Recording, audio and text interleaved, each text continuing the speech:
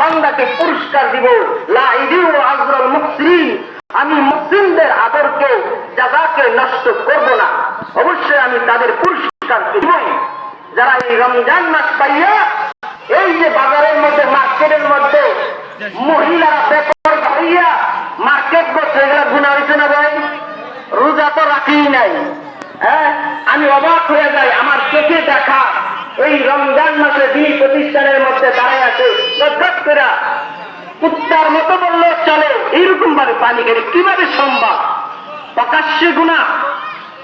আল্লাহর হাবিব রাহমাতুল লিল আলামিন বলে, যখন তোমাদের মাঝে প্রকাশ্যে গুনাহ করাটা এটা জারি হয়ে যাবে, মানুষ যখন প্রকাশ্যে মানুষের সামনে গুনাহ করতে থাকবে, আল্লাহ পাক তখন মানুষের মাঝে এমন রূপ সৃষ্টি করে দিবেন যে এই রোগের কথা তোমরা তো শুনোই নাই, তোমাদের বাপ দাদারা পর্যন্ত শুনে নাই।